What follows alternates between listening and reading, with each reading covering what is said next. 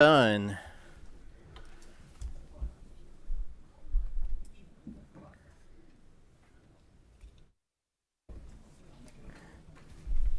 I know my co-chair is big on punctuality and will not be late on my last meeting here, so it's all right.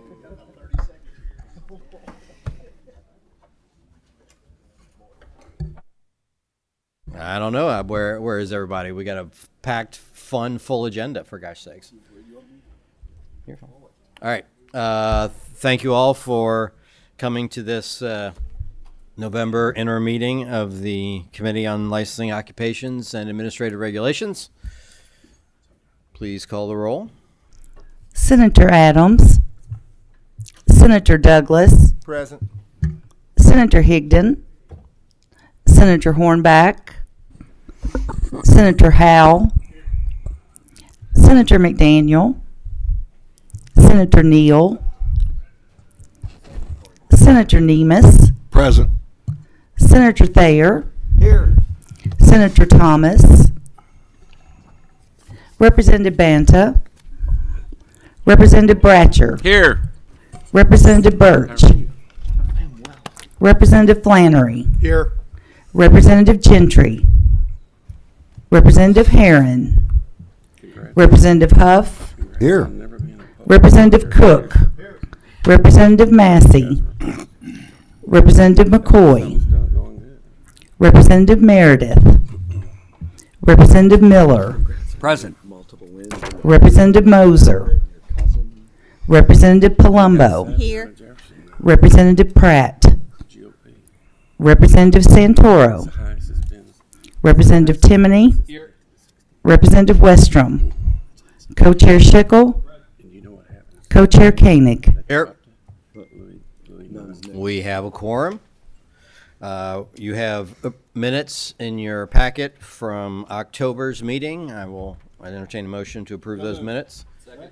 We have a motion and a second. Any discussion? All in favor signify by saying aye. An overwhelming amount of ayes. Any nays? All right. Well, the 2 or 3 ayes have it. We have a full agenda, as I mentioned. We are going to go in a different order.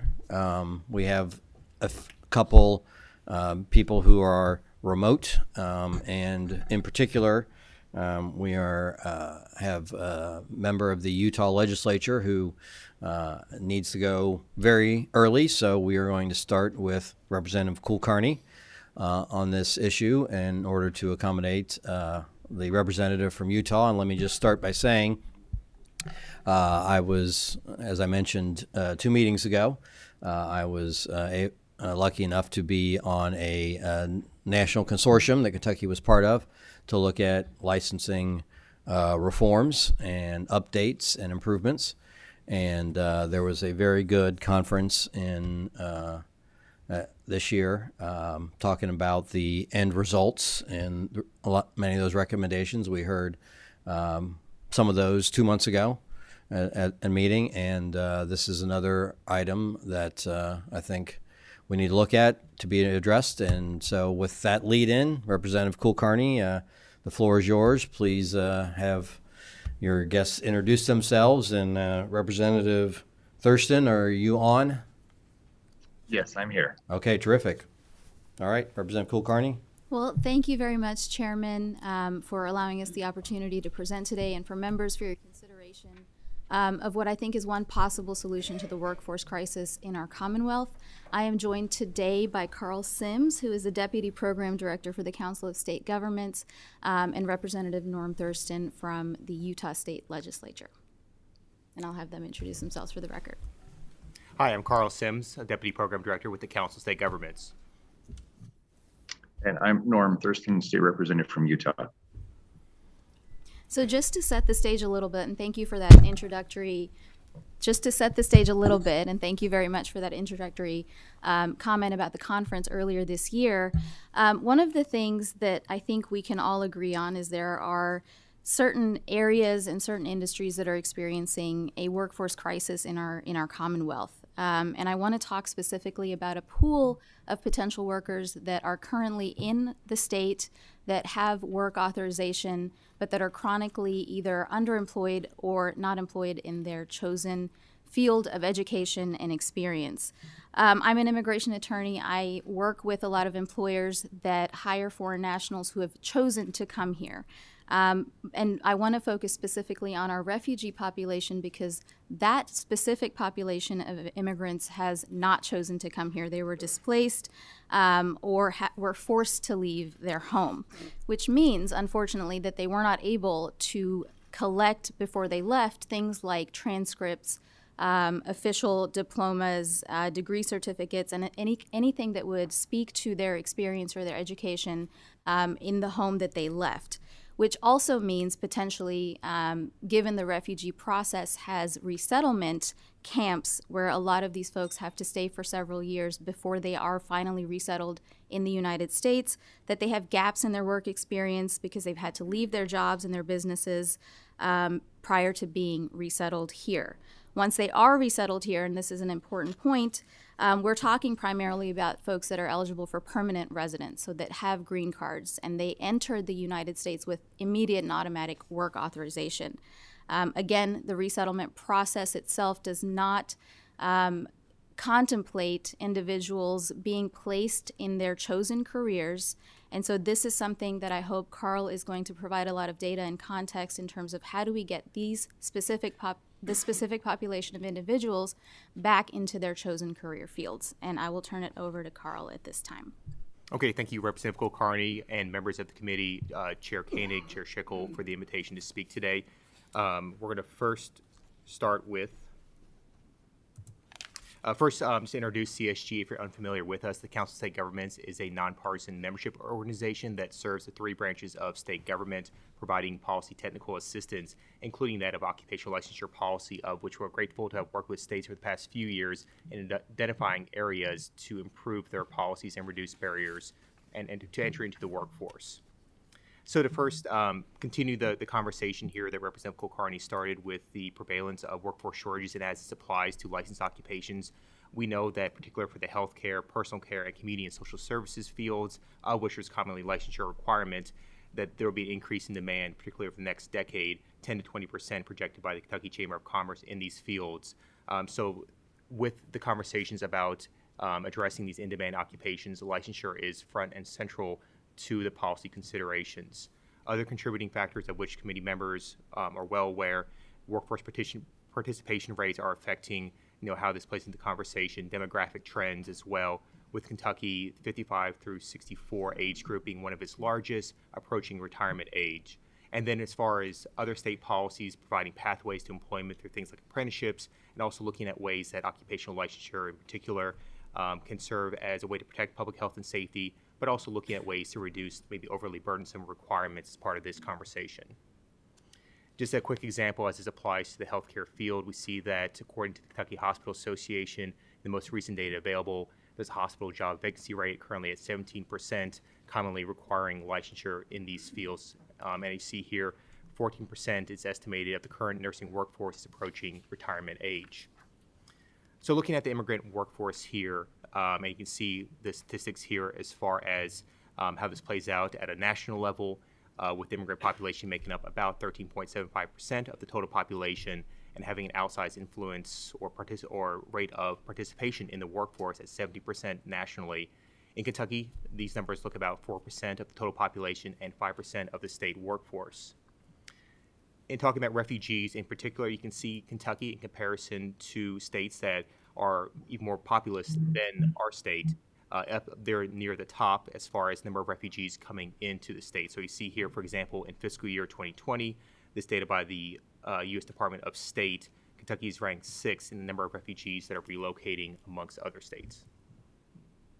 And just to underline some of the considerations about occupational licensure policy, we do know that, of course, licensure is there to protect public health and safety, but overly burdensome requirements may reduce access to services and may contribute to these workforce shortages.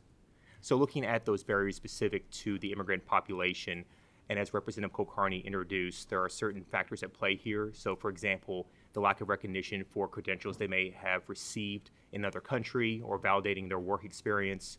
There may be communication difficulties in them navigating the licensure process, and certainly as English as a second language and where there may be more technical language involved in the licensure and training requirements, this may be a barrier as well.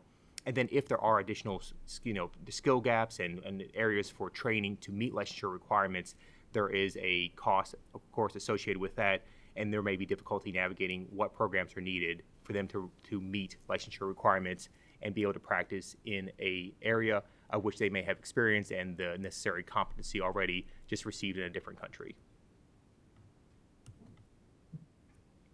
So taking a look at some state policy strategies, we've identified here 3 for consideration. 1, the creation of task forces or dedicated state offices and community partnerships, the modification of existing licensure requirements, and then specifically addressing skill gaps, and then the communication front for immigrants. So for task forces in particular, it's a way for a state to build partnerships with private sector employers, with those in the community working directly with immigrants, and then within state government as well, working with the various departments and those in the legislature to identify areas for reform, to be able to better understand the needs of employers and the immigrant population, and to craft policy recommendations, whether that is through legislation, whether that's just through increased awareness and programming. There's a lot of opportunities that we've seen from these conversations for states to progress on this issue. So some examples here: Colorado having recently created a task force which has started its work and will run through the end of 2023, looking at up to 5 in-demand occupations and ways that they can particularly address the concerns and barriers related to this population group over the next year or so. Maryland has a skilled immigrant task force for the past few years. It has been doing work in this area.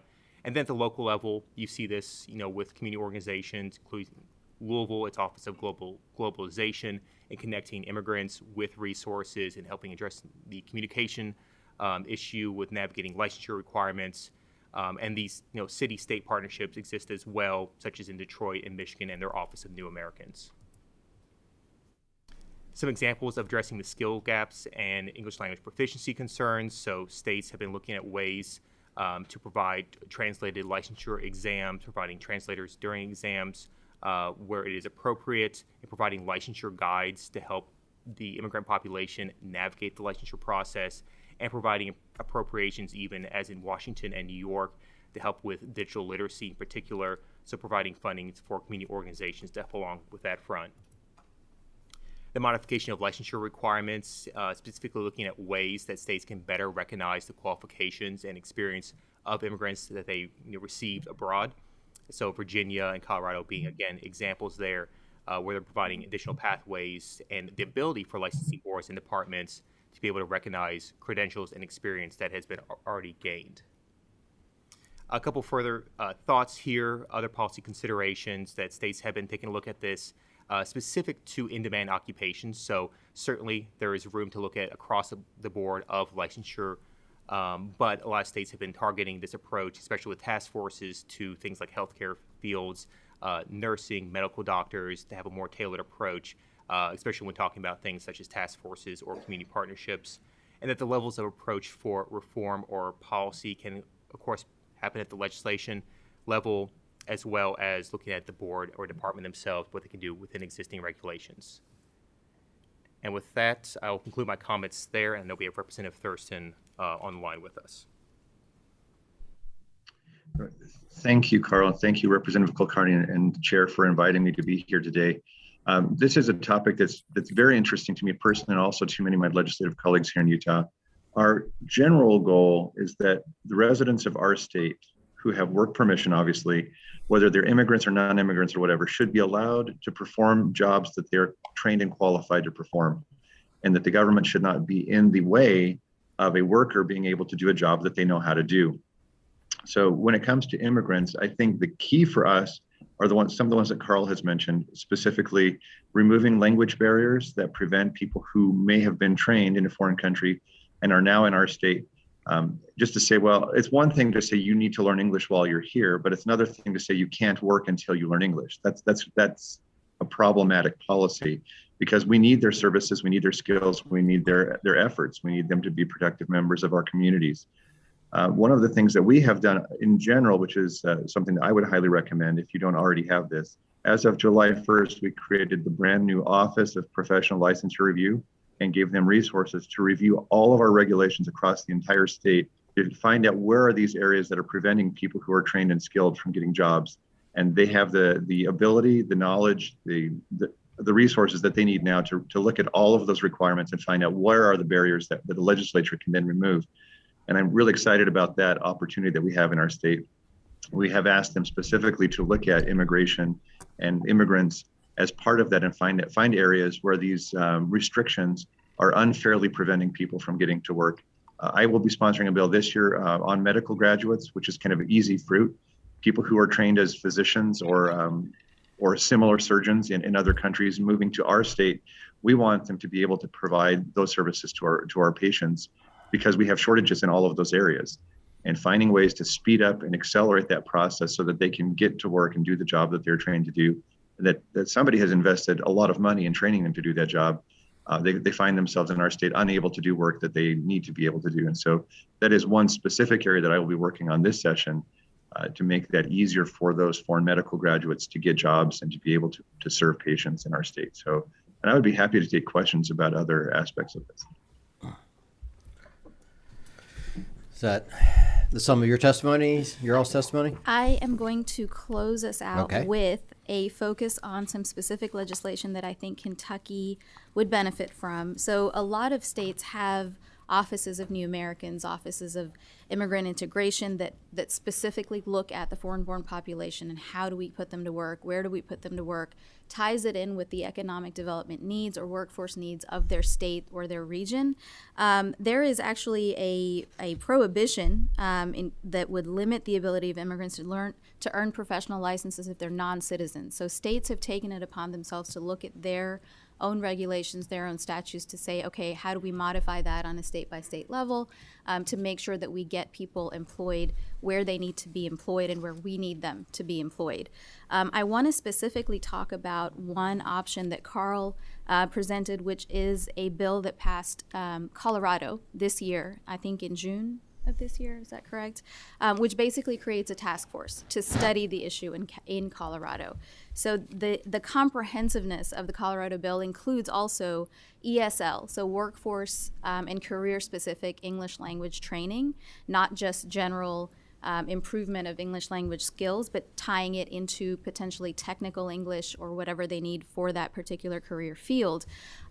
They created, as part of this legislation, I think it's Senate Bill 22-140, and I can provide a draft to any members that are interested, but I will be working on a piece of legislation that incorporates parts of this bill, specifically a global talent task force. It doesn't have to be called that, but a task force of some kind to study pathways for obtaining, again, certain in-demand occupational licenses that would be determined by Kentucky. Whatever we identify as the top 5 occupations in need or wherever the workforce crisis is at its most critical, they have specifically said in Colorado we have 5. So identify 5 occupations where we need to fill these gaps, where they have a need. We can focus on that. We can focus on looking at who is appointed to this task force, which is a combination of legislators, individuals appointed by the executive branch, post-secondary education institutions, stakeholders at every level around the state. So they specified one rural representative as well. And in Kentucky, we can modify and tailor that as needed. I will also point out that in addition to that, they had a specific English language program that tied into this task force where they would identify, again, the career-specific English language training that would be needed. So it's a little bit more cohesive than just a task force that's created. But I wanted to sort of focus the committee's attention on that because we are talking here about creating more efficient and effective pathways to professional licensure for our refugee population. And I think this is the best way to study the issue, to understand the scope and the impact of putting this population to work in areas that we are in critical need of their services. So I will end there and open up to any questions for our committee. Thank you. Let me start by asking a couple questions of Representative Thurston. So you all have done some of this work in Utah, yes or no? Yes. My, I think it's good policy. My concern primarily is obviously every state has different licensing rules to some extent, some bigger changes than others. How did you all rectify making sure that these individuals we're speaking of met the qualifications and requirements that Utah sets out?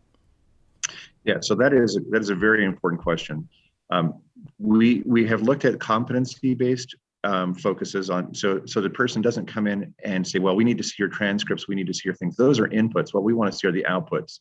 Can you demonstrate competency? Can you show us that you can do the job in some other way that we can actually observe? Because even if they did complete educational requirements, there's no guarantee that anybody in any country, even our own, actually knows how to do the job. So we've shifted towards a competency-based focus, working with our refugee communities. We've also worked hard to eliminate those language barriers and being a little bit more flexible in terms of documentation and requirements, because we understand that they may not have access to university transcripts, et cetera, being able to accept alternate forms. But the biggest, I think, part of this is just helping them understand that you are valued because of the skills that you have. And when you can demonstrate those skills, that we don't want the license to be the reason why you're not working. Very good. Thank you. Representative Westrom. I think it takes a lot of courage for someone to move from another nation to the United States, even if they do have special skill sets that we are in need of. I'm wondering, Representative Thurston, if Utah has been able to utilize transcription on telephones when people are speaking one language, it can be interpreted into English? Yeah, we have not used that yet, but we have instructed the offices that deal with licensing to make sure that they have translation skills. Usually, what they do is there's a telephone service, and you can get an interpreter online, and so even if you're in person with somebody, you can pull up an interpreter online, and they can do that interpretation through a live interpreter. But that's an interesting idea, just to be able to do the same thing with technology and not need to have the third person in the room. Thank you. Representative Miller. I don't think CDLs are locally governed, but that's kind of a microcosm. We've had nationwide 85,000 CDL drivers short. I mean, even in Louisville, we have our garbage doesn't get hauled on the right day because there's a shortage of drivers. Can you take that as an example and say, what is Utah doing to remediate issues like that? Any specifics? Yeah, so with that specific issue, so CDL is complicated because there are federal requirements that touch on that as well, and that we cannot get beyond those federal requirements. But in that scenario, suppose that you didn't need to have the federal permissions or whatever to be able to have a person come in and get a CDL with the Department of Motor Vehicles or Driver's License Division and say, can we figure out how to get this refugee licensed to drive for example, a garbage collection truck without necessarily needing to know as much English? Because usually in that situation, it's not about, do you know how to drive a truck? We can fix not knowing how to drive a truck, you can solve in a short few week period, you can with training. But the problem is that they don't know English and they can't pass the test. And so can we find ways to resolve those language barriers that are appropriate to that specific case? And so that's a very difficult one because there are federal restrictions that come into play. But that would be our approach, is to say, look, let's get you the skills, let's teach you how to drive the truck. And if you don't know enough English to pass the test, let's help work around that while you are learning English, if it's not necessary to complete the job. Thank you. Senator Douglas. I just have a few thoughts I'd like to throw out here. We're talking about, or at least being requested somewhat, to consider a task force to determine which pathways are needed. I guess my biggest concern is, do we need to consider a task force to determine if a pathway is needed? One of the things I don't want to get into is having immigrants having a pathway that's easier than our citizens here in this country. I won't do that. I won't do that. We got people in this country who want to work hard to get to a particular level. I know we talk about removing some of the language barriers as if it's just, well, kind of an easy fix. My concern, if we're trying to fill gaps in some of the priority areas that we need, and not really looking at the safety of our citizens in this country, and that's really important to me. I know there are workforce issues and there are workforce gaps, but I'm not willing to fill those gaps if it's going to put our citizens in danger. It is not worth it to me. But I think the conversation that you all are mentioning is one that we need to have. Thank you, Mr. Chairman. And I'd just like to address some of those comments. And I appreciate your concerns, Senator Douglas. I think they are certainly shared probably by everyone on this committee and myself as well. I will say that there is in no way a situation where this is going to make it easier for this particular population than it is for our native-born population. This is a group of people that have been displaced from their homes, that have gone through various traumatic experiences, that have found themselves in our Commonwealth, that have been resettled here, not just in Louisville, not just in Lexington, all throughout our Commonwealth. We have 3 resettlement agencies that help that get federal funding to integrate these individuals into our communities. What we are trying to do, and with regard specifically to your concerns about language, we are not talking about modifying any of the licensure requirements. We are not saying reduce the requirements, eliminate requirements, make it easier in terms of reducing the potential safety and oversight that would be required in any of these license situations. What we are saying is just while you are learning the language, make sure that the language that you're learning is tied into the career path that you probably already have an education or background experience with. So we are looking at identifying careers or workforce areas that we have shortages in as a Commonwealth. We are then looking at identifying individuals that are work authorized, that are resettled in our Commonwealth, that already have some potential skills or education or interest in those chosen occupations. And how do we ease, not make it easy, but ease the pathway to them obtaining that professional licensure, which could be language, it could be time, it could be cost. And I will say this in the context of you get about 6 months of assistance if you're resettled here. That's to learn the language, to get a home. You usually are here with your family. Resettlement agencies are not tasked or funded to provide placement, job placement in any particular occupation. So you'll find individuals that were nurses back home that are now working at a meat processing plant because within that given time frame of resettlement, that's where it's fastest to place a person in that job. That does not mean that they are not qualified or skilled to become a nurse and practice as a nurse in our Commonwealth if they are allowed an opportunity to do the same exact things, to go through the same exact requirements that a native-born individual would do in our state. There are shortages, and immigration has always been used as a supplement and a tool to address shortages and gaps in our own labor market in this country. And that is all we are trying to do here, is identify a pool of individuals that are already living here with their families, are already work authorized. All we're trying to do is get them into positions that they already have the experience and the education in, and that we have a need for their services. Jess. I think that we're talking a little bit more about recognizing that population. When I hear what's being presented today, I hear more than we're going to recognize this population. I hear that we're going to try to give this population a job. Now, if we can come to a baseline understanding of what it is that we're talking about here today, I think we'll be fine. But I don't think we've reached that baseline as to what we're talking about here today. We're not just talking about recognizing a particular group. That's not what I've heard.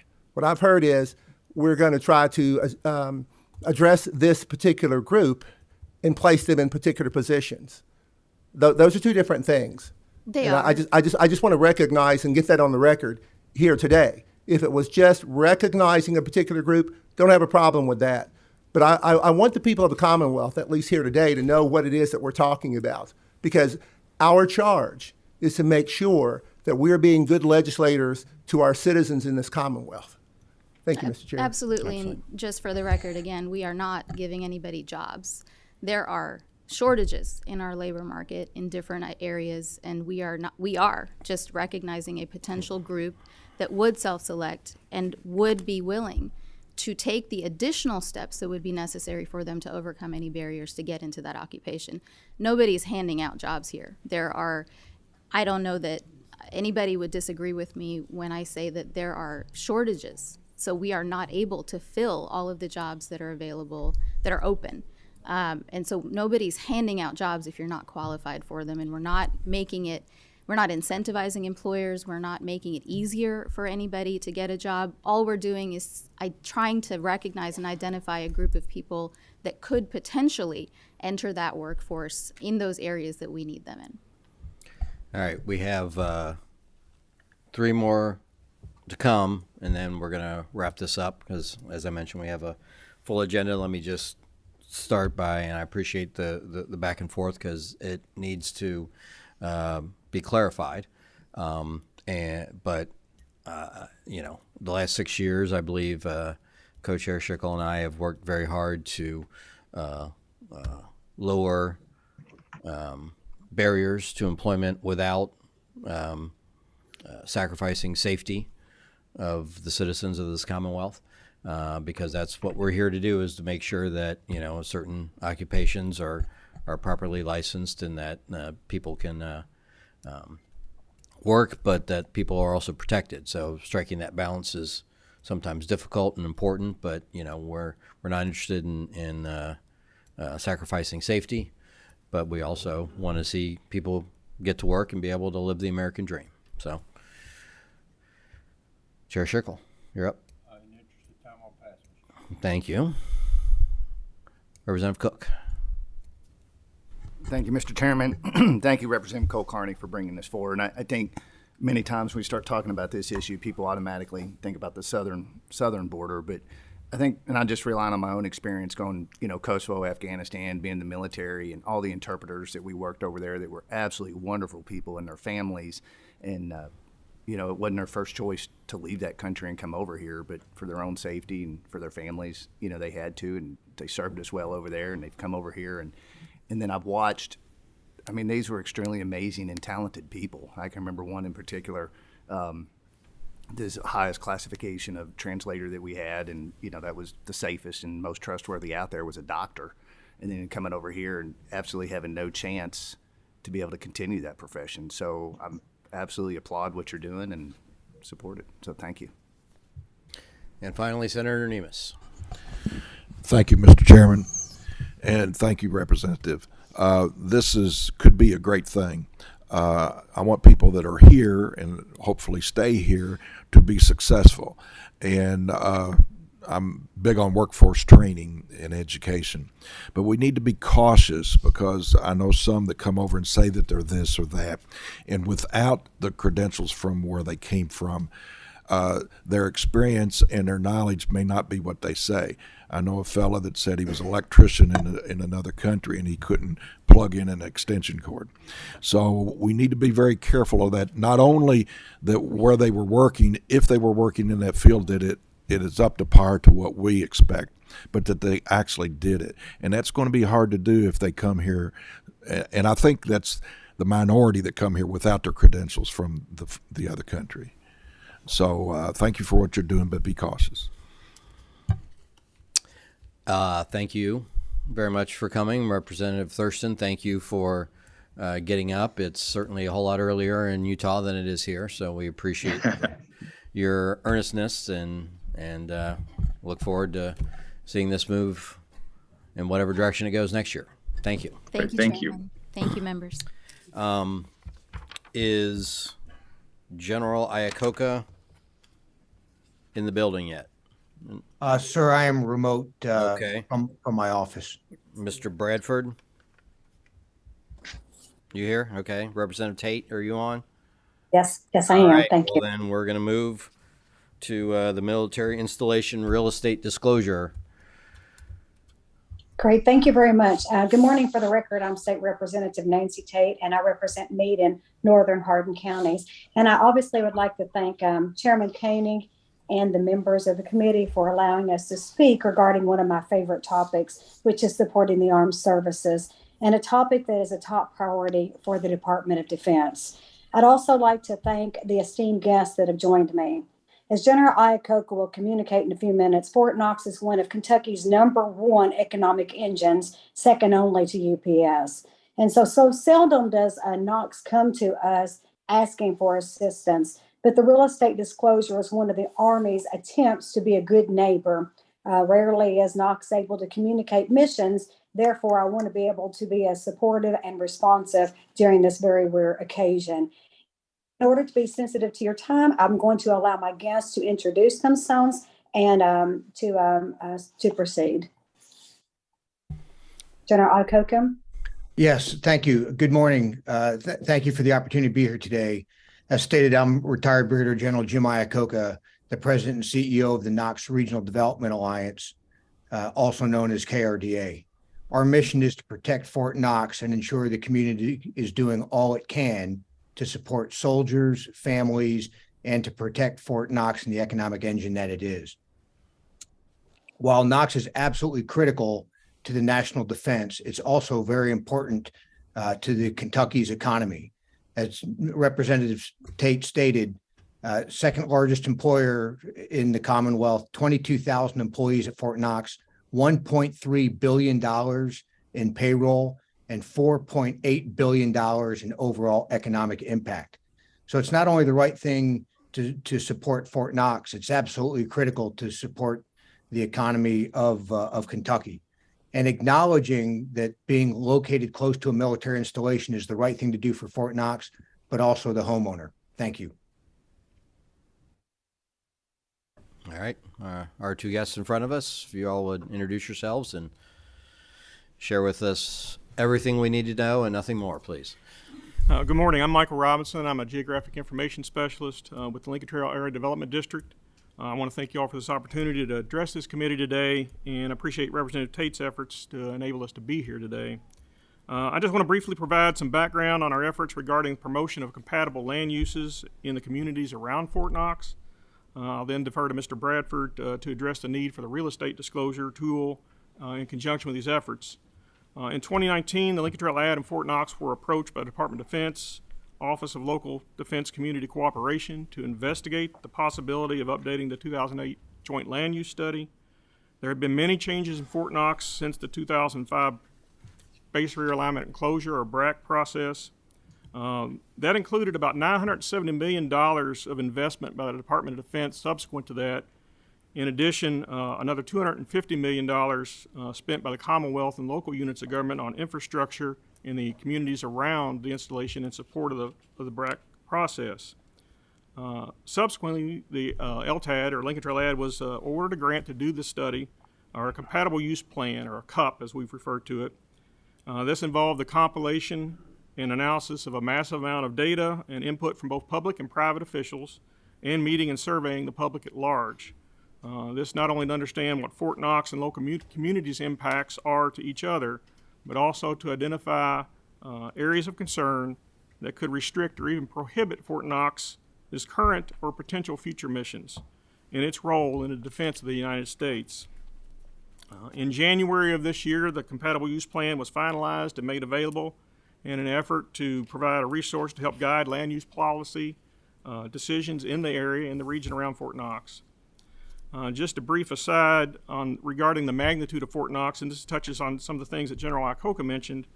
In addition to the 22,000 employees, there also are additional businesses that exist to support the installation and the needs of the surrounding community's subsequent populations.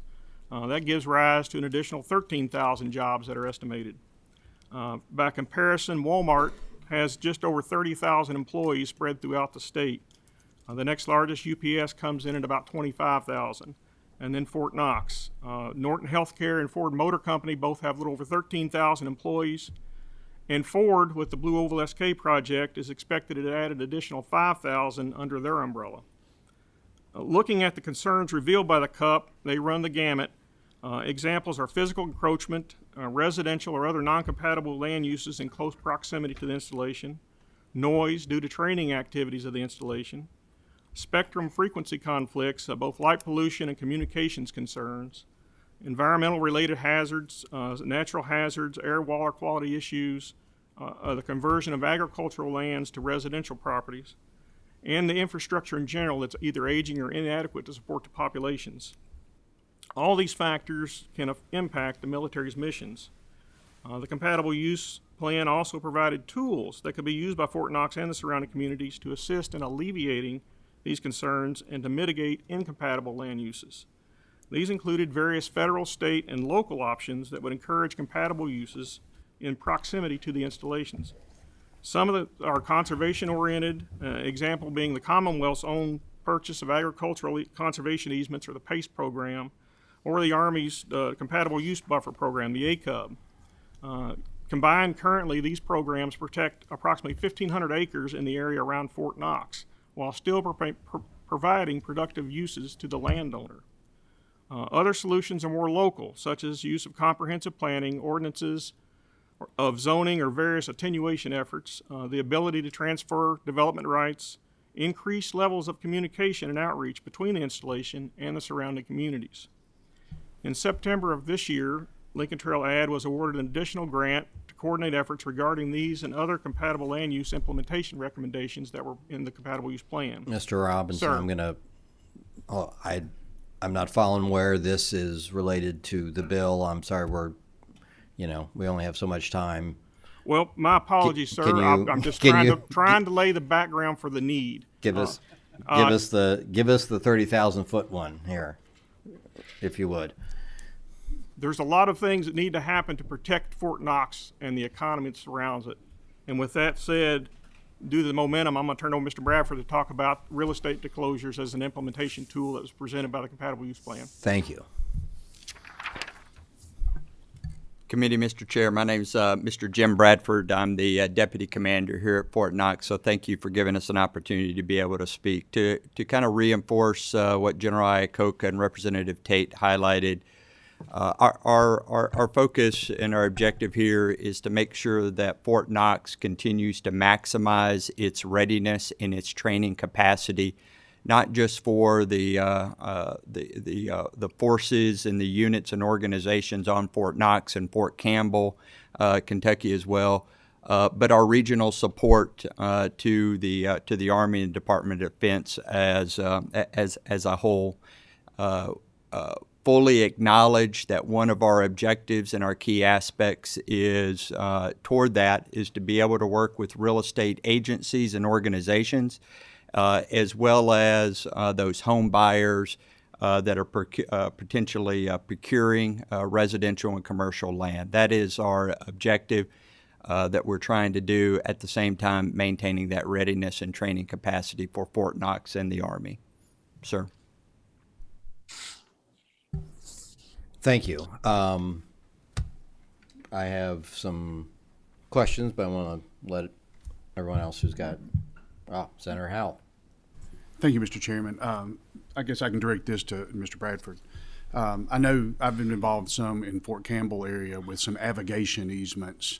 Do you have anything? Do you have avigation easement issues around Fort Knox as well? Sir, we do on occasion get easement requests. Much like Fort Campbell, we work those through our real property and real estate agreements. Some of those involve the U.S. Army Corps of Engineers. Many of those do not. But to answer your particular question, while we do receive them fairly frequently, we are not seeing any challenges or frictions with working through the processes to be able to do that, sir. Mr. Chairman, can I have a follow-up, please? Along those lines, I'd never thought about this until you started talking just a few minutes ago. Is there a similar type of easement or documentation for noise? Do you have a noise issue that you have to address with surrounding landowners? Sir, what I can tell you is that we have a process in which we receive noise complaints from residents and community members around the area. We strive to work with our civic leaders, judge executive mayors, things of that nature around our area, use our community information offices during our high water marks of the year to inform the public. One of the we don't think that the compatibility use plan and our real estate disclosure per se will prevent us from having abating noise.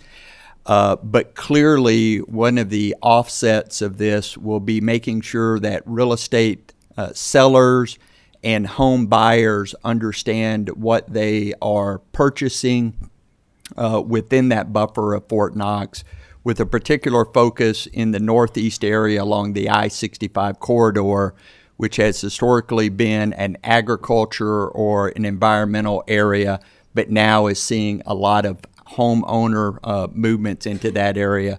That is what's given us the most concern toward noise, light, and the spectrum influences that we're concerned about toward our readiness. Last one, I promise. Yes, sir. Along those lines, is that other than just from a disclosure standpoint, is there anything specific that we need to be looking at or addressing as we work through this issue? Is there anything else you need from us to help with that issue? Some of those easements, I know around Fort Campbell, had very little issue when the area affected had corn on it, but as houses become more and more prevalent in there, then there's a different level of landowner issues that we're looking at. Yes, sir. I think we are looking at it from an environmental aspect as well, but we are not seeing anything at this point that I would propose beyond the disclosure. Great. Thank you, Mr. Chairman. Absolutely. Anything further from anybody else from the committee? Representative Tate had this bill this year. We talked about it offline. I had several concerns, and so let me take this opportunity to ask Representative Tate. Obviously, can chime in, or anyone else who's here. What is the definition in your mind that the bill should have for military installation? So Mike, if you or one of the generals would like to discuss this, I know this was House Bill 89 that was filed during the 2022 regular session. And basically we threw that out there to make sure that we had some conversation around this bill. I think that we've had a lot of discussion, and at this point we are in the process of modifying that the topic, and then also the other or the definition, as well as the distances. One of the things that we had said, I think, was a 10-mile radius of military installation. We're in the process of discussing whether or not that 10-mile radius is appropriate. So General Bradford, if you'd like to address this, or Mike. Just to clarify, the word military installation threw some people for a loop. Hence, we've had discussions with real estate officials. The military installations will be specifically defined as Fort Knox and Fort Campbell. Those two installations, and only those two installations. There was some discussion about some other areas, but it was just those. All right. Go ahead, General. Did you want to chime in? Well, I just, as Nancy said, we're relooking things when we've been working with some realtors. I think, an 8-mile distance is one that I think most people can live with. And, look, I can't speak for everybody but from my perspective, I'm really agnostic to how it is documented. It's just important that a homeowner acknowledges that they are about to buy a home near the region that Mr. Bradford talked about, or any other part of Fort Knox that is going to have significant, and Campbell, that are going to have significant noise. I think it's fair for the homeowner, and it's certainly fair for Fort Knox to be able to continue to do that training to support readiness. Thank you. And I think that I'd like to also is that up to this point, the Fort Knox for several years has been quiet. And so the military is actually looking at potential opportunities in the future that would increase the opportunity for noise complaints, light pollution, and general encroachment against the fence. Okay. And I appreciate the fact that you all are looking to tighten up that definition.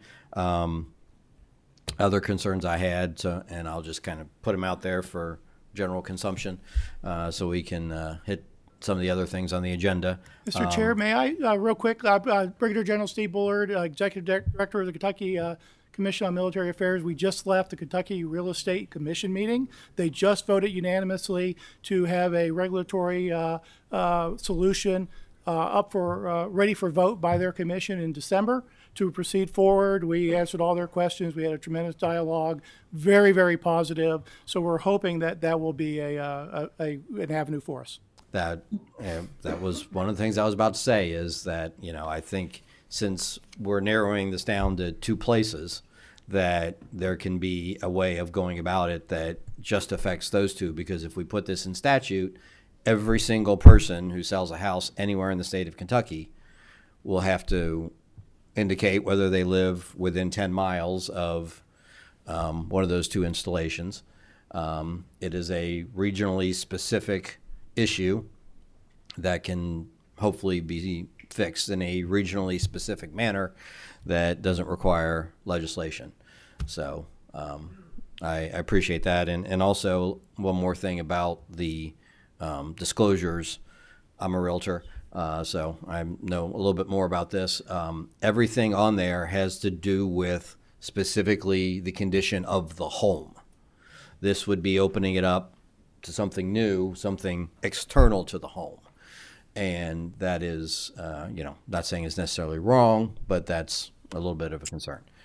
Senator Davis, you want to add on? Yes. Now, we all know in Bullitt County and South Jefferson County that Fort Knox goes boom, boom a lot. Okay. I grew up with the tanks and that. I don't necessarily see a need to lower property values by having another disclosure with that thick when you go buy a house to say that Fort Knox right next to you may have to have it. Used to, at Knob Creek Gun Range, the Navy used to go out there and shoot their naval guns. I don't know if anybody knew that. So we're used to that. I don't know that we want to bring our property values down by bringing it out right in front. And also, does this give you all a clear way to just make sound without any repercussions to you all? Because, people knew it. Senator, I'm going to take a stab at it. So first is I'll answer the latter part of your question. We absolutely must remain and will continue to remain a great partner for our communities with respect to training and notification and information to our residents and our community leaders around there. What I will tell you is our assessment is while there is a historical residency that is very familiar with Fort Knox and what Fort Knox was and what it is today and what it's going to be into the future, we are also seeing a lot of residents coming into that area that do not have an affiliation or do not have a history of what Fort Knox is or where they're going into. And that is our caution and concern, is that we make sure that they understand that they are procuring a home next to an active military installation that is providing readiness not only for our Army, but in many cases for our Department of Defense. But to do that, we know that we have to be great partners and train in a correct manner to do that correctly, sir. Thank you all very much for your testimony. Representative Tate, if you want to wrap up, please do so very quickly so I can get everything moving. Thank you. Senator Nemes, I just want to reply to your comment about this potentially causing real estate to be, to decrease in value. this is something that we've looked at similar language from Texas, California, and Arizona, and then east of the Mississippi, Virginia, and North Carolina. And there's no indication at all that this type of information on the real estate disclosure is causing the value of property to decrease. As a matter of fact, it's actually being a good neighbor and communicating this information to the real estate owner prior to the purchase. So therefore, there has been demonstration that when people walk into it, they know what they're walking into. And so therefore, they're more satisfied. So again, I appreciate the opportunity. Thank you very much. And I look forward to seeing what this administrative reg looks like. Thank you. Thank you all very much. Thank you. Appreciate it. While they vacate, next up we're going to take Mr. Underwood and his crew to discuss their client's product. While we're doing that, I intend to have hopefully this meeting done by 11:30 because there are some members who have leadership elections at noon, and I want them to be well fed and have the opportunity to eat lunch. So they're on their game. So here's how this one's going to work. We're going to let you all make your short and sweet pitch, and we're going to let Mr. Hellringer make his short and sweet pitch, and then Malcolm, who I met earlier, but I can't read your handwriting for your last name, is here to speak in opposition after that, and we will fit in questions as we can. So, Mr. Underwood, the floor is yours. Thank you, Mr. Chairman. Let me say, sorry to see you go. We've enjoyed working with you on many issues over the years. I'm here just really by way of introduction for our crew, which is my client, Pace-O-Matic.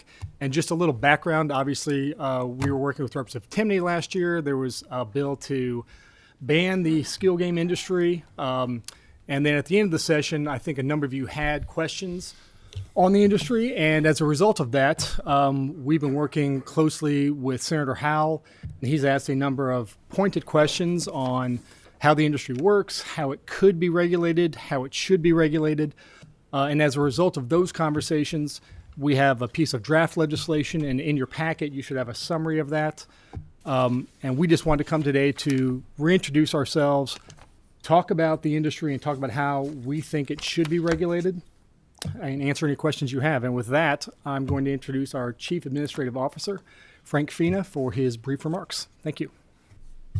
Good morning, Chairman Schickel and Chairman Koenig.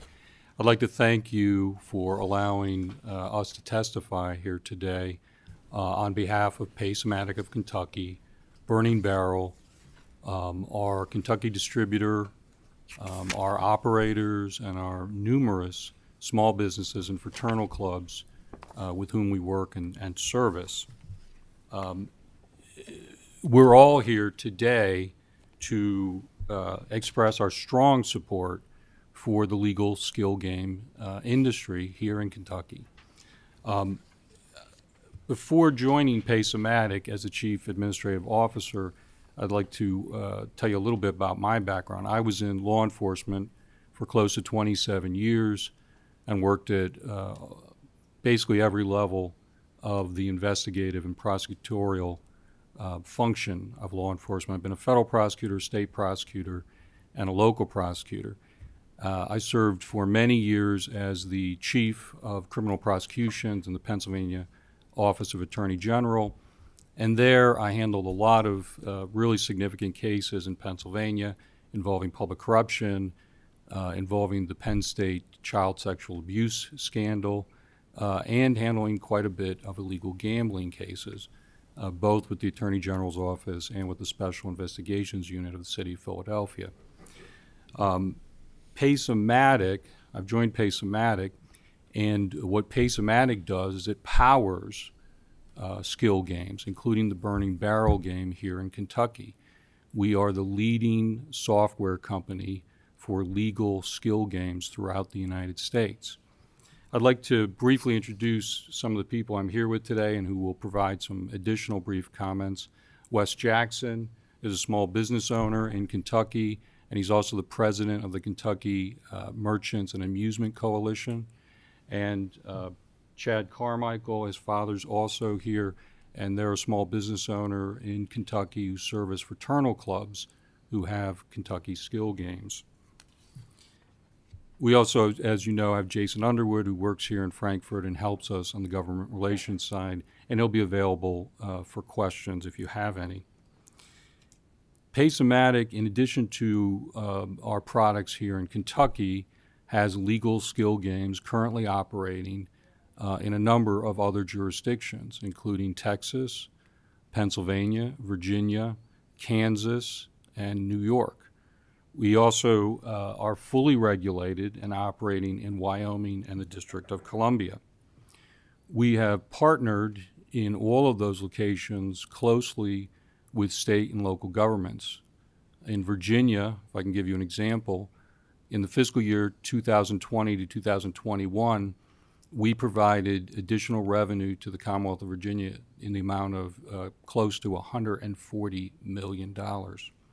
We've been doing that same type of assistance in all the jurisdictions and where we operate. Our business model is a bit unique. We call it disruptive because when we come into states and localities, we significantly disrupt illegal gambling. What we have found in many jurisdictions, illegal electronic gambling devices, despite the laws, are rife, and they exist in the tens of thousands throughout many of America's states. Unfortunately, I think that's true here in Kentucky as well. When we enter a market, we do so legally. Our skill game is fundamentally different from games of chance. The player can win 100% of the time, whereas games of chance are preset so that the owner of the game determines how many wins there can be. Those games are illegal. When we enter a market, we displace those games, and we create, again, revenue that is not being paid by illegal games for state and local governments.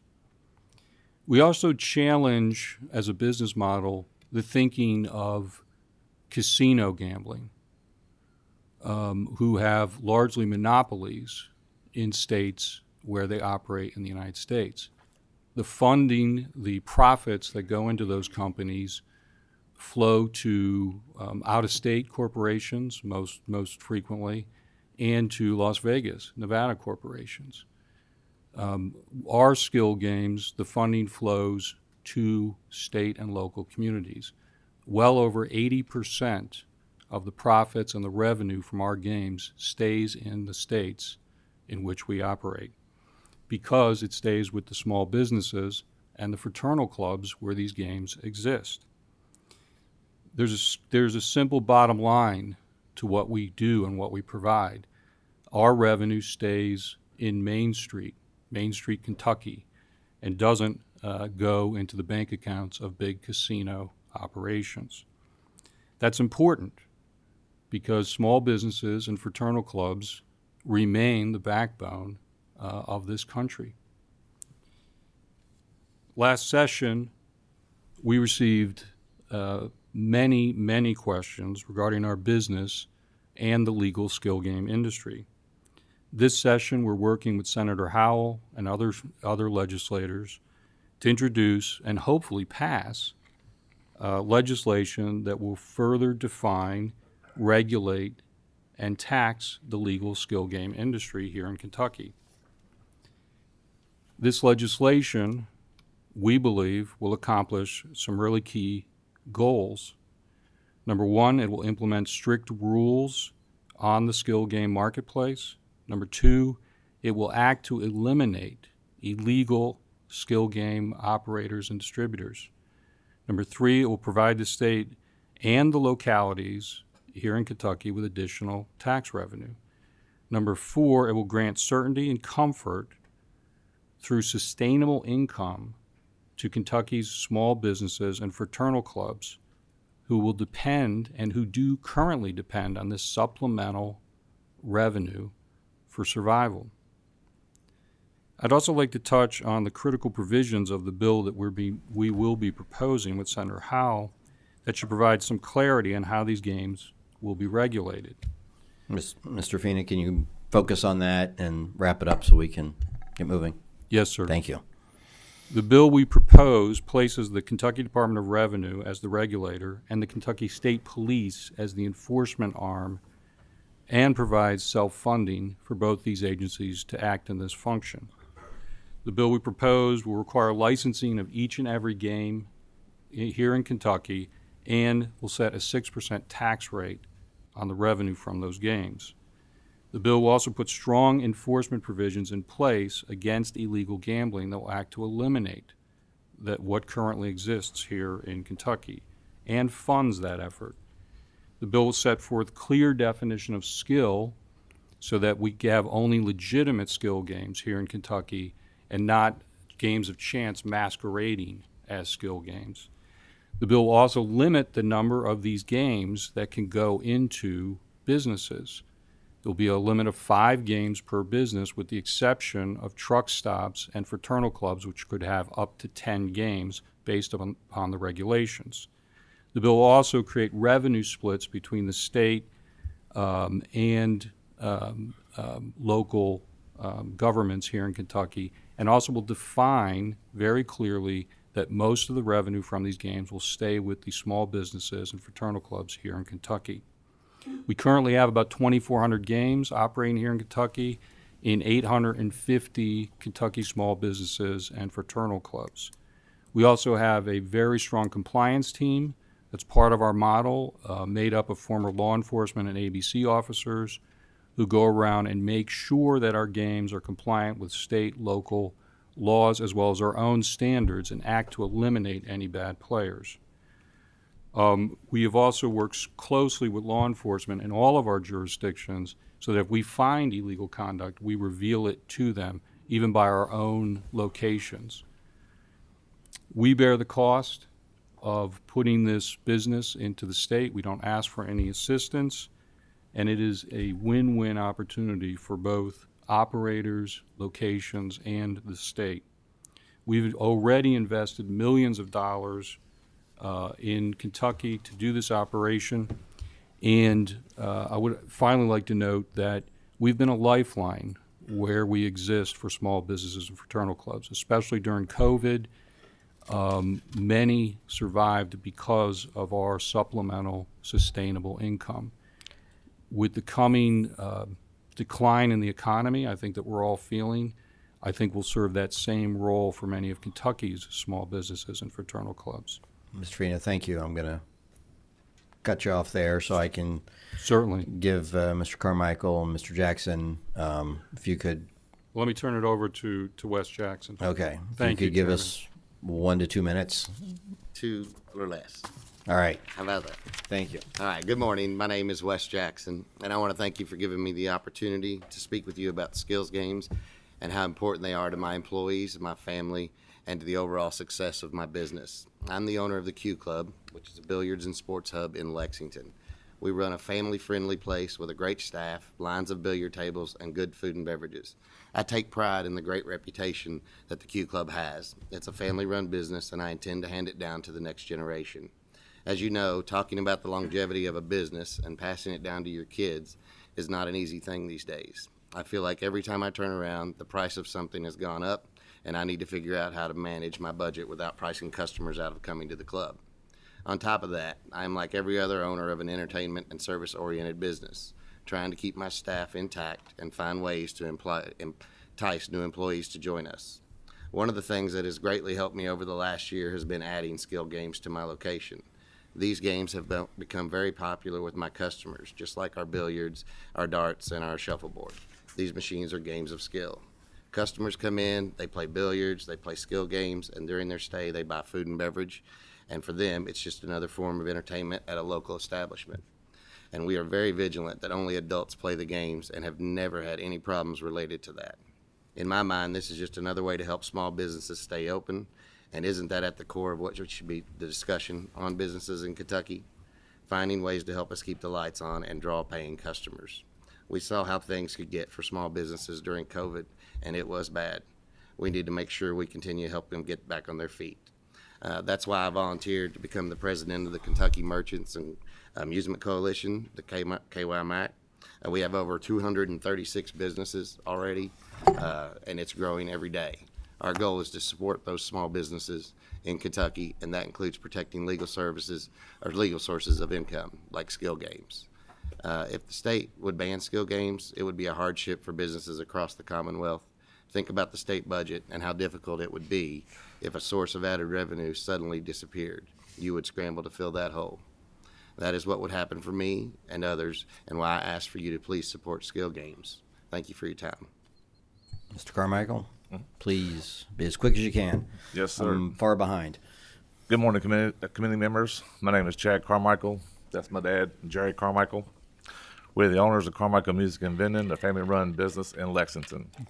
My dad has always been passionate about helping Kentucky small businesses. That hasn't changed since we started the company back in 1982. We provide entertainment services including pool tables, dartboards, jukeboxes, and skill games to local business and American Legion Post.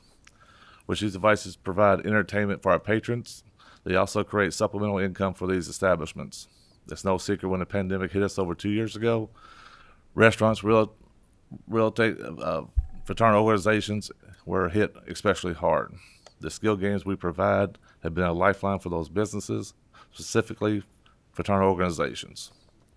A growing number of American Legion Post and VFWs in Kentucky have legal skill games in their halls.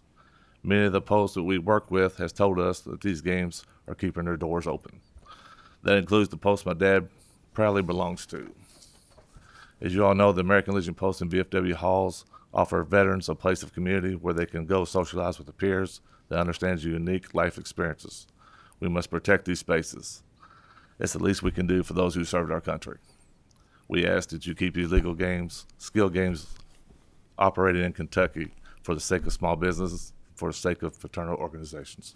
Thank you for your time. Thank you. Thank you for your brevity. I'm going to ask you all to get up, if you would, and let Mr. Hellringer come on down and make his brief pitch. Good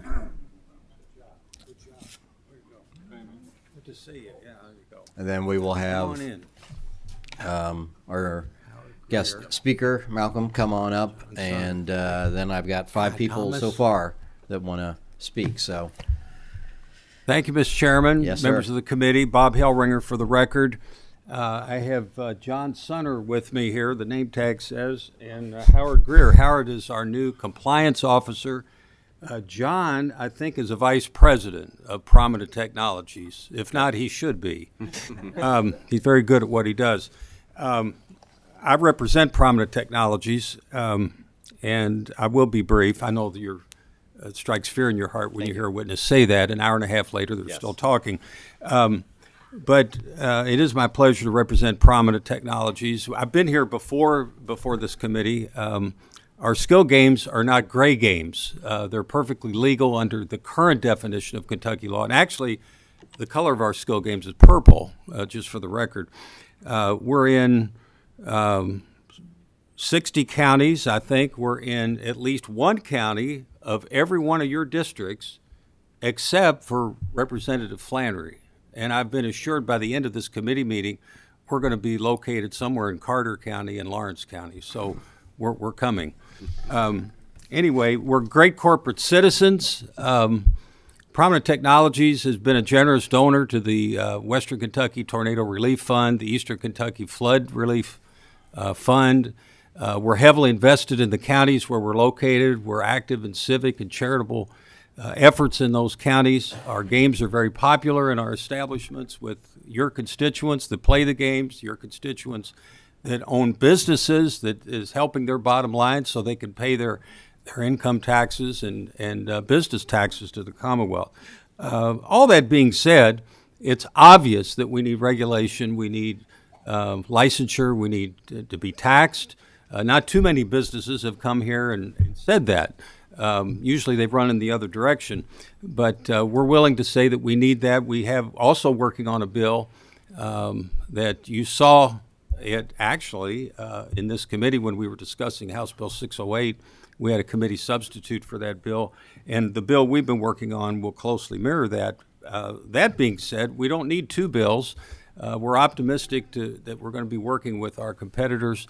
We're going to be working with LRC. We're going to be working with House and Senate leadership to get a bill before you in the next session that will be a win-win for everybody. It'll be a win for the taxpayers. It'll be a win for your businesses and your constituents, and help improve our bottom line. So our people are very anxious that happen. We hope that can happen in the next session, and we look forward to working with everyone to get that accomplished. Thank you. Thank you, Heller. Mr. Chairman. I appreciate God bless you. And God bless Tom Birch. Yes. My former colleague. We will speak about Yes. Representative Birch here toward A the legend. end of the meeting. Yes. Malcolm. All right. I think we're finished. Thank yes, you, sir. Your Honor.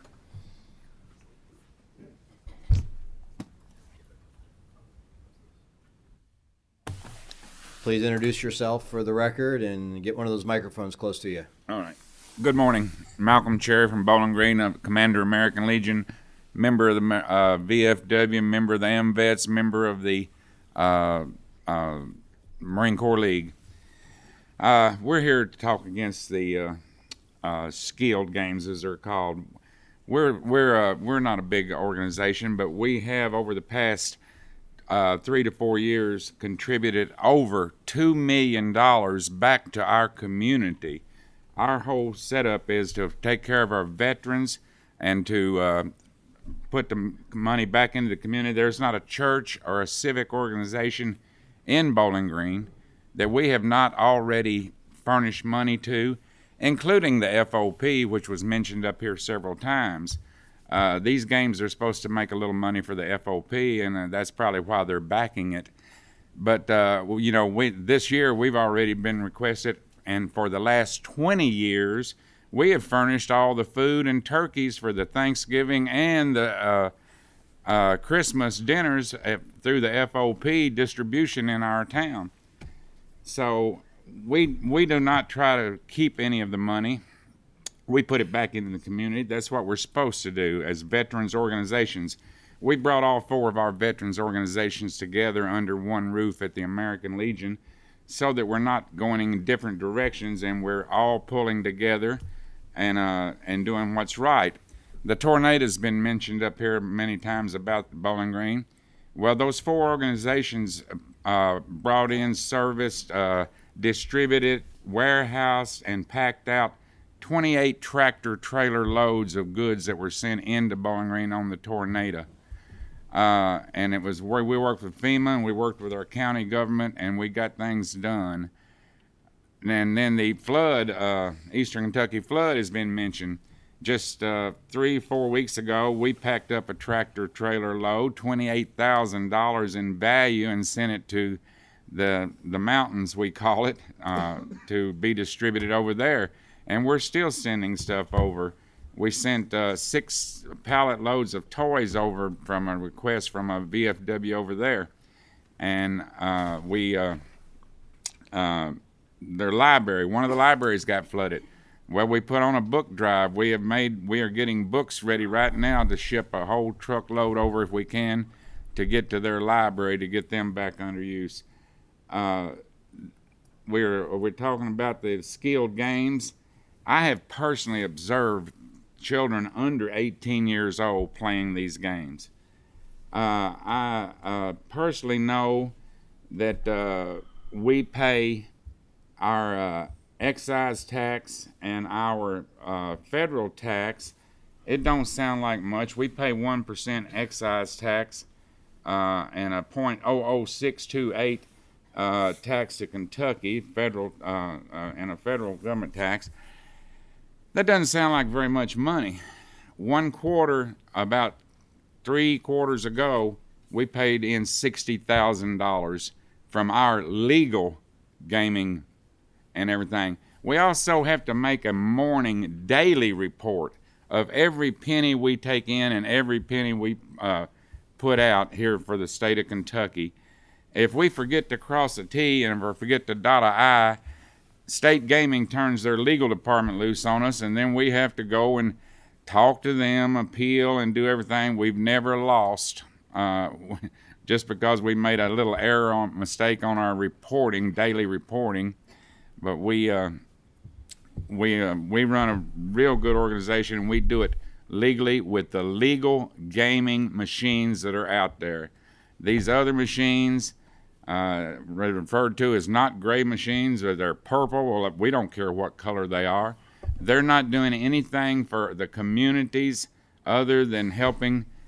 I will admit they may help a business or whatever, but they're also helping the people that have owned them and put them in to a great deal. Thank you, sir. Thank you. We all appreciate your service, not just in the armed services, but your organization's services to your communities, and we will note your position against these games for the record. Thank you. Thank you, sir. All right, we got 5 people here. I don't know if any of them have questions or if they just would like to speak, but I'm sure people will be ready to come up and answer questions, and we're going to start with Senator Thayer. Thank you, Mr. Chairman. I appreciate that. I'm unalterably opposed to the legalization, regulation, and taxation of these gray games. Matter of fact, I will continue to support Representative Killian's Timoney's bill to explicitly make them illegal. You talked about having a unique business model. Yeah, it's unique. It's illegal. You talked about being disruptive. Yeah, it's disruptive. You come in here, you pay a lawyer to come up with a legal opinion that benefits your business model. You buy off the FOP and small business owners and then get them to lobby their legislators to be for the machines. Try to ingratiate yourselves, and then you come to the legislature and you ask for legalization. That's your business model. You've done it in multiple states. And I'm going to oppose it happening here in Kentucky. We have 3 forms of legalized wagering: parimutuel, the lottery, and charitable gaming. They all serve higher purposes and pay taxes. If we legalize these machines as an afterthought to them already being here, we are rewarding bad behavior. We are rewarding bad behavior, and they know it. They come in here illegally with no explicit statute that supports their business model, and then we're going to legalize them? It'd be a terrible precedent. And then some people say to me, well, what about HHR? Well, I will remind you that HHR, historical horse racing, which has now been officially legalized as parimutuel, started out with multiple favorable court cases and a tax rate set by the General Assembly in the 2014 revenue bill. It wasn't until a Supreme Court reversed its original decision that then required the General Assembly to act. But it had been operating legally for 10 years under first an Attorney General's opinion that said, yes, it's parimutuel wagering if regulated by the Racing Commission. It was legalized by a court decision. It was regulated by the Racing Commission. And it was taxed by the General Assembly. Then the Supreme Court reversed itself, so we had to act in 2020 to officially put it in statute. I will oppose any effort to legalize this unique business model that is illegal. If you're operating a handful of these machines in the back room of your convenience store, you're operating an illegal casino. We do not need to be in the business of rewarding bad behavior. This line about being good community citizens, come on, give me a break. The Marine veteran from the charitable gaming organization down in Bowling Green was absolutely right. Let's leave it to parimutuel, the lottery, and charitable. as the only legal forms of gaming in Kentucky. Thank you, Mr. Chairman. Representative Pratt. Jim, excuse me. I have one long question. And actually, a Marine veteran did actually hit on this. Do our retailers understand the burden that will be placed on them directly, such as they will have to obtain a state license, they will have to be inspected, they will have a reporting requirement, tax obligations, bear responsibility to assume no minors in games, they would be subject to notice of violations and fine, administrative cases, and if found in violation, it may place any other state license they hold, such as alcohol license, lottery, elect at risk. Have you all communicated this with them? And when you answer this, I may have done my homework. They are. There will be 100% compliance with all of those, as we have wherever we operate. That's amazing. I asked 2 different retailers who had it in the store, and their answer to this was, "We have no idea." Sir, I can tell you that we operate in compliance with every applicable local and state law and regulation. And many of our locations are ABC regulated, where they are, doing age-restricted products already, tobacco, alcohol, and they're fully informed on what they have to do. They had no idea they're putting their license at risk. And the reporting requirements. I said, be careful how you answer this because I've done my homework. Thank you, Sir, gentlemen. please provide us with those locations. We will look into it promptly. Representative Palumbo. Thank you, Mr. Chairman. Understand, I've got several more looking to ask questions, so please, everybody be brief as possible. Thank you. I've organized many fundraising events for charities, health organizations, schools, you name it. I would like to tour the Mr. Carmichael's facility and Mr. Jackson's facility, if you will give me your locations. And Mr. Fina, I have a question for you, please. Certainly. Have you approached charities like VFW to host your machines? And if you have you told them that they might lose their tax status if they put the machines in? Representative, we are currently operating in a number of VFWs and other fraternal clubs who are charitable organizations. So, yes. You have told them about their tax status? Their tax status? That they could lose their charitable license.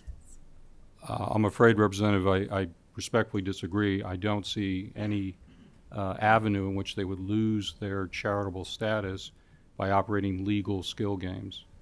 I'd like to, if I may expand on that a little bit, this notion that we have somehow surreptitiously entered this market could not be candidly more inaccurate. We sought a legal opinion from what I think is one of the premier law firms here in Kentucky, but in addition to that, we disclosed to the Attorney General of Kentucky exactly what our intentions would be. We have met with, in every county in which we operate, we have, before opening or putting any burning barrel game in there, we have met with the Commonwealth Attorney and with the local law enforcement agencies where that game will be, disclose what we're going to do and asked if they have any objections. Thank you, Mr. Fina. Thank you, Mr. Thank Chair. you, Representative. Thank you, Representative. Representative Timoney.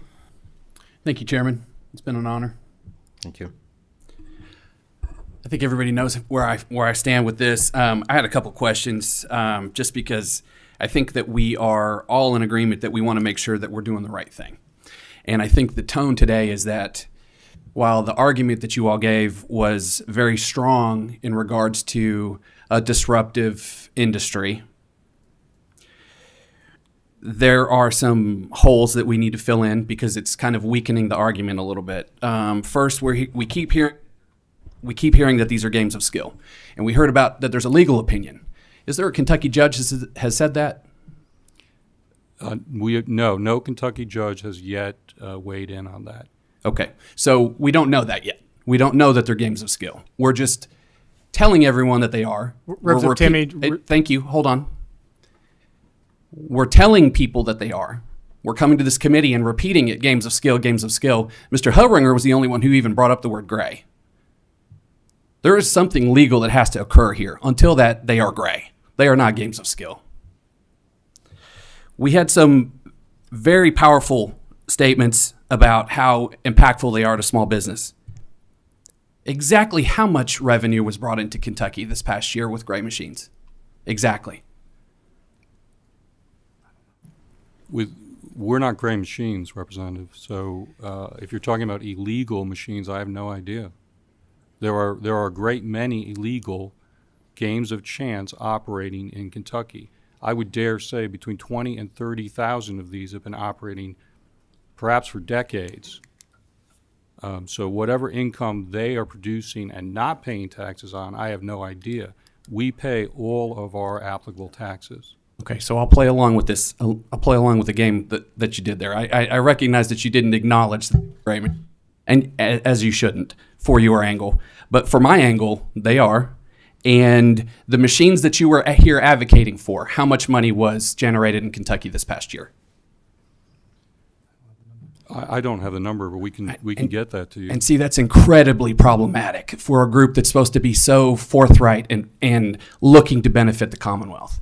That's incredibly problematic for anybody sitting in this room saying that you guys are going to do what you say you're going to do. And as Senator Thayer so eloquently described, a disruptive model, this is not a model, this is chaos. And this is not how we do business in Kentucky. This is not how we do business in Kentucky. And this proposed legislation, I'm glad that you mentioned that there was a member of the General Assembly that was working on it, because other than that, it's like this is a Christmas wish list, is what this is. And we have charitable gaming organizations that are closing. They're losing their licenses every day.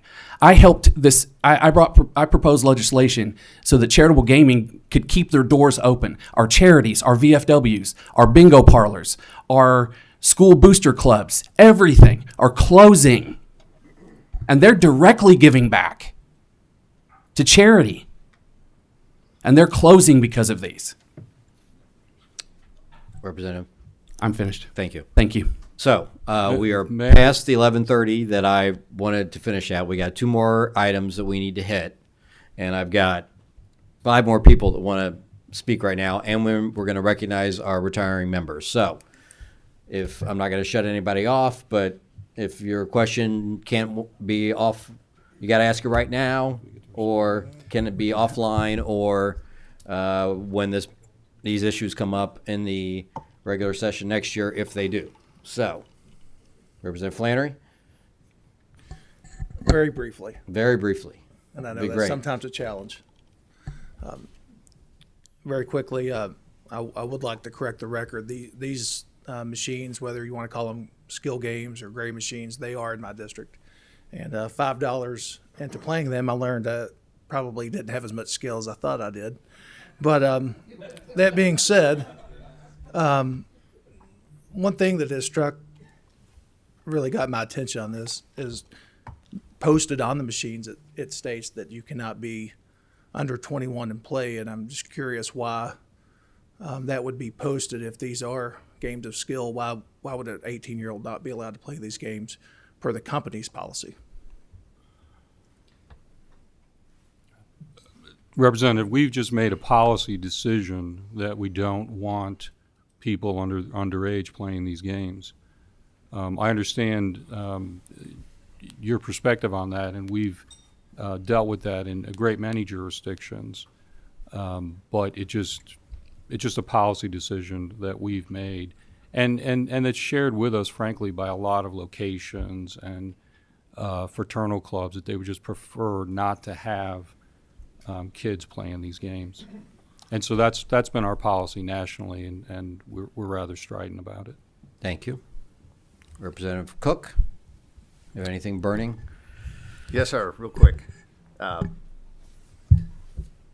Virginia legislature banned these again this past session, so you're operating illegally in Virginia. But past that, parimutuel's one of my favorite words. We've talked a lot about parimutuel last couple of years and among friends. What's the payout on your machines? The maximum payout is $4,000. What's the what percentage of that? What percentage of your gambling goes back to, and everybody in horse racing, we know, I think it's 91%. What's the percentage of money that's put in that machine goes back among the players? I think it varies by machine, but I think it's close to 90%. It varies. Okay, thank you. But may I respond further, sir? Quickly. Representative, we're not operating illegally in Virginia. We have an injunction by a court that found that the action against our games was unconstitutional. So we are operating legally in Virginia. Very good. Senator Howell. Yeah, just a quick comment. Yes. I appreciate you coming in and doing this. It's kind of ironic that Mr. Underwood said I had some pointed questions when I haven't cross-examined people as hard as I have on some of this, but I appreciate all the time that they spend answering my questions, just like I appreciated Ms. Harville's time in answering all my questions about the lottery. It was my goal to get all this information out there. I think this has been really productive. We need to know exactly what we're talking about from all angles before we proceed in this, and I just appreciate everybody's time in doing that. Senator McDaniel. Thank you, Mr. Chairman. I guess I'm going to have to be the contrarian today, which is budget chairman is always my prerogative. And I find it somewhat ironic that we're here debating this in this manner, knowing that a lot of these same arguments were made on the flip side of historical horse racing when it first came about. And it wound its way through its courts, and it found its way into the General Assembly, and we redefined the word parimutuel to make it work because it was a mechanism to support a signature industry. And that's a very large industry, right? Gaming's a large industry. And if we want to act like we don't bet in this state, let's just forgive the charade. But we bet at HHR, we bet on horses, we bet on all kinds of things, okay? We might not pass the sports books, online sports wagering thing that everybody wants, Mr. Chairman, very regrettably. But at the end of the day, these folks are just on the flip side of an argument that had been made, and this General Assembly chose to redefine a word. The problem is they're small business. And a lot of these folks have models that have come to be built around this. And so I just caution everybody, before we want to light the world on fire about this, let's take a historical perspective. Let's take a 360-degree look at what we've got going on here. And let's try to start putting some issues to bed, because what we're going to do is we're going to sit around, and what's going to happen here is you guys are either going to get something passed or you're going to get shut down. Has anybody filed charges against any of your operations in these jurisdictions as of yet? We've had one seizure of games, and after we filed motions with the court laying out the legality of the games, they voluntarily were returned by the Commonwealth Attorney and by the police. And you're in better than half the counties in the Commonwealth, correct? Yes. Okay. So, I mean, there's more than a few law enforcement jurisdictions charged with this at this point. And I find it troubling that we've got a right to fuss. That's kind of what we do as members of the General Assembly. But maybe we ought to take a step back and take a harder look at this and realize what businesses we're after before we get too far down the line. Thank you, Mr. Chairman. Thank you. And our last and final is a repeat customer. Senator Thayer, Leader Thayer has one final. Thank you, Mr. Chairman. Quick question. Since judges were brought up, it's been brought to my attention, Mr. Fina, that your law license was suspended on a 5-1 vote by the Pennsylvania Supreme Court. Has your law license been reinstated, sir? Not in Pennsylvania, because I have not asked for it back. But I'm glad you brought that up, because I'd love to talk about that. That wasn't my question. You answered it. Thank you, Mr. Chairman. No further questions. Well, Mr. Chairman, I feel I stand by everything I've done in my career, especially in the conviction of one of the worst serial child rapists in the history of Pennsylvania, Jerry Sandusky. if you had researched further, you would also know that the Supreme Court of Virginia reviewed that same matter and made the rather astonishing finding, unprecedented, that they could find no evidence that I committed any violation in Pennsylvania. And I'll be glad to forward Okay. that opinion to you. Please do. If you want to send it, we will send it around. Thank you very much for your time. May I know times of the I'm essence? out of time. Sorry.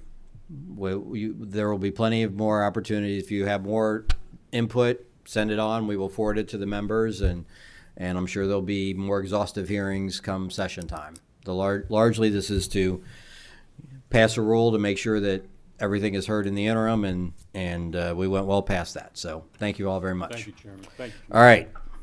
Adam Haley, Greg Brodsky. This is the lightning round.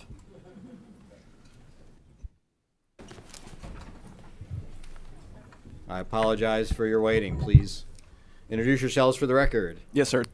My name is Adam Haley, and I'm the Director of Public Policy for the Kentucky Academy of Audiology. Greg Brodsky, representing the Hearing Aid Association of Kentucky. Thank you, members of the committee. We wanted to bring to your attention an issue that is recently developed, though in background it'll sound maybe more dated. In 2017, Congress passed the Over-the-Counter Hearing Aid Act, and just recently, in October, the FDA finalized the rules for the Over-the-Counter Hearing Aid Act, which creates a new class of hearing aids that are direct-to-consumer, requiring no professional intervention. However, in creating that rule, the FDA also had to redefine the existing class of hearing aids as what they chose to call prescription hearing aids. As a result, our organizations have identified some statutes that will need to be updated as a result to conform with that new title, as well as to bring OTCs into the fold here in Kentucky. So we are working on legislation. We've also consulted with the licensure boards who have formed a committee to look at the regulations that'll need to be updated as well. But per the chairman's earlier comment, we wanted to bring this in front of you because there are legislative fixes that'll need to be done in the coming session, and we wanted to make sure you all were aware. And I'll just add that our associations have been together on this, and we don't anticipate there being any conflicts over this issue. We'll have to wait till the language is out, obviously. Sure. It will not affect the over-the-counter sales at all. Thank you both very much. Thank you, sir. We appreciate your brevity. You're done. Question? I'm not even taking questions at this point. Representative Cook, Mr. Morris. Hey, good morning. Representative Cook, representing the 72nd District. With me today, I have Chauncey Morris of the KTA. If you have livestock, you're always trying to improve your breed. We have to put the presentation up. Okay, he's Sorry. getting the Sorry. He's getting that up. If you have livestock, you're always trying to improve your breed. And although we are Kentucky proud of our Kentucky bred product, we have a way to make it better and improve on turf racing in Kentucky. Chauncey. Thank you, Mr. Chairman, and it has been an honor, sir. Very quickly, I'm just going to go through 3 slides, and we have an issue right now where things are going so well in Kentucky because of the actions of the General Assembly, no question, that have turned it into the most exciting year-round racing circuit. But we have a couple of soft spots. One of those is in turf racing. We've made such an investment in our facilities to have more turf racing, but unfortunately we're not breeding enough winners. So this is a national performance on Grade 1 turf winners. This isn't, not advancing. Hang on.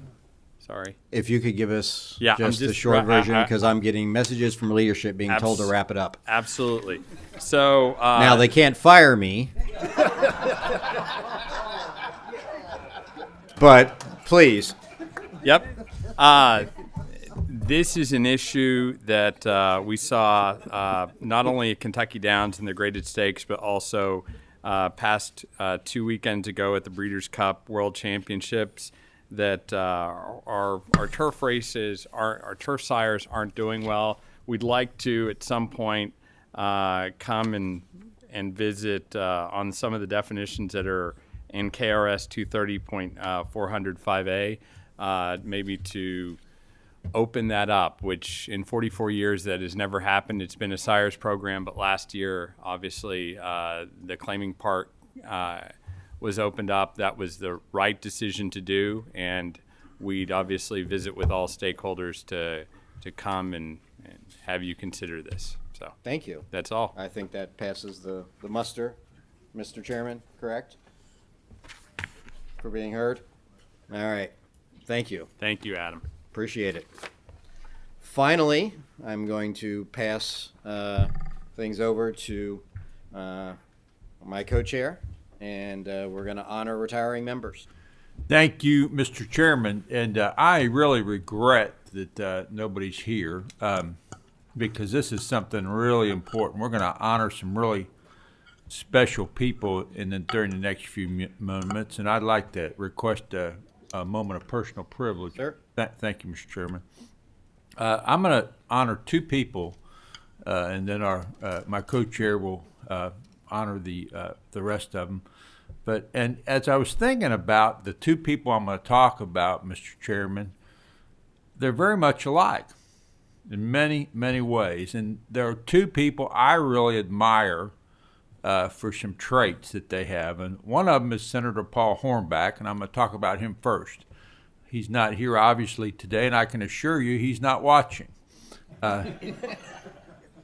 Because this job did not define Paul Hornback. But Paul Hornback was a guy who, like our chairman, who I'm going to talk about in just a minute, who was a no-nonsense, straightforward guy you could go to talk to. And when you dealt with him on issues, you saved a lot of time because you knew exactly where he stood. If he agreed with you, he was with you in the foxhole. If he disagreed with you, you didn't have to waste time because he would tell you right up front. He was a wonderful person of the highest integrity. And he told me when he left here, he said, John, he said, I love being here. He said, but I've been here long enough. He said, this job, you're not meant to stay here, and I'm going to move on and do other things. And I took him at his word on that, and I'm just going to really miss him, and I'm sure that I'll be calling him for advice in the future. So Paul, Senator Paul Hornback, you're probably out on a tractor somewhere or deer hunting, but we wish you well, and we have a Senate or a resolution. I'm not sure whether it's a Senate or House resolution that honors you, and I'm not going to read that, but we will get that to you. I know you're not watching. The next person is my co-chair, Adam Koenig. Adam, this is his last meeting that he's chairing, and he serves actually, he represents the same county I do, part of it, and another county. And he's just like Paul Hornback in that he is a no-nonsense guy. I'm looking at his citation. It's right here in front of me. And has all these awards listed: Chamber of Commerce, Kentucky Distillers Association, on and on and on. All the awards he has done, all the fights that he has fought over federal government overreach, and on and on and on. And you know, sometimes when you're in public service, and you're in public service for the right reason, and I can assure you Adam was in public service for the right reason, you don't always win an election. You know, I think about Winston Churchill, the greatest man of the 20th century, saved the world basically. And what was his thank you for it? His thank you for it was he lost the next election. Adam's a young guy, Chairman Koenig's a young guy, and I can assure you we have not seen the last of him because number one, he has a servant's heart. Number two, he's a worker. He shows up every day. And number three, he's no nonsense and looks out for his constituents and does what he thinks is right.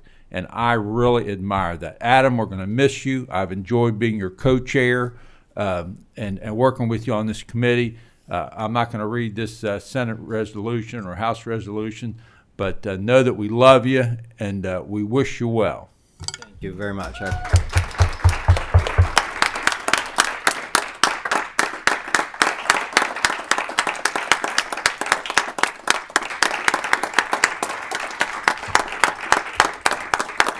I appreciate that. I'm still getting texts from leadership, by the way. Tell me, how are you?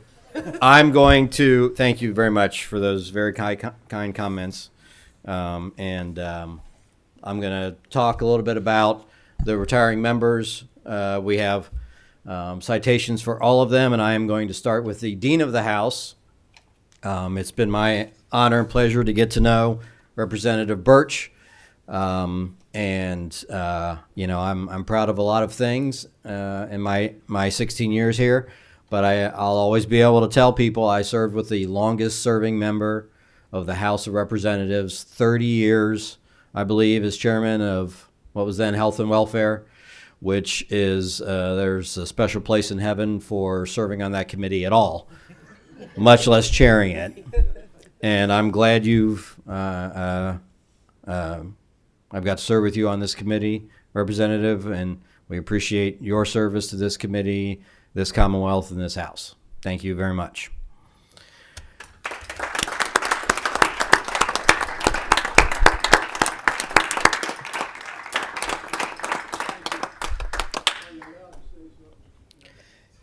Can I get all this out so others can leave, so leadership get off my back? Then we can talk on these microphones afterwards all we want. So, all right. I'm going to go to Representative Westrom next. 24 years, I believe. It was pointed out Tuesday night that, I believe you've been on this committee most of your time or all of it.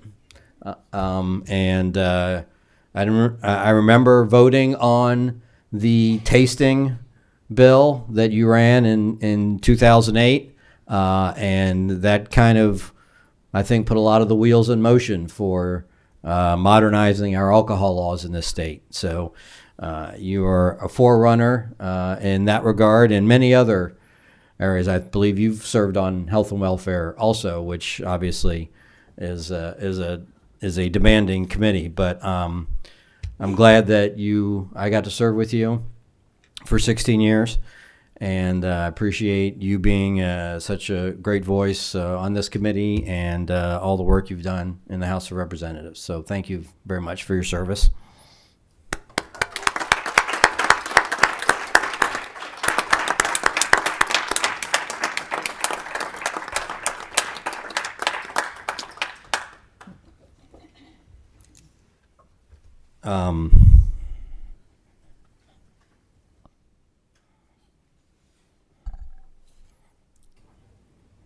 I didn't think I'd get this emotional. I'll save him for later. Representative Massey. It's been a fun 4 years. We've had a lot of fun together. You've been, one term here and then rise to chairman of judiciary is not an easy feat. You've run more bills per capita than anybody ever, and passed a lot of them. It was brief, but it was fruitful, and I appreciate you being a good friend of mine, and I will see you around Northern Kentucky, and we thank you for your service to this committee and this Commonwealth.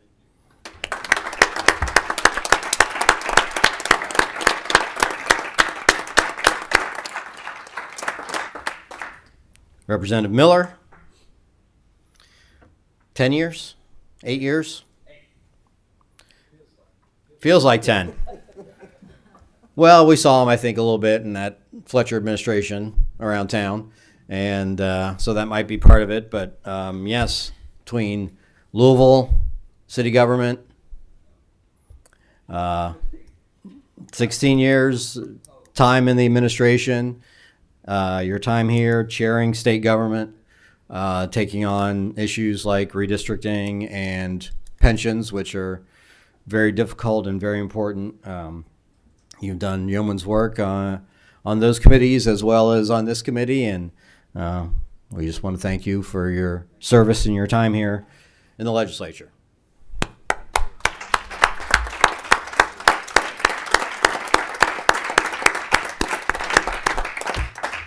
And lastly, two members who aren't here, Representative McCoy, who has done so much on this committee, especially with regards to our bourbon industry, a member of leadership, and has done a phenomenal job there. And I was getting emotional because even though he's not here, Sal Santor is one of my best friends. He's done great work. Northern Kentucky is greatly in his debt for doing more for the roads in Northern Kentucky than we've probably ever had done. And I'm sure he's in Florida not even thinking about us right now, but I'm so appreciative. We lived together for many years, and he's done great work for this Commonwealth. So having come to the end of the agenda and gone 25 minutes over, we will stand adjourned. Thank you all very much.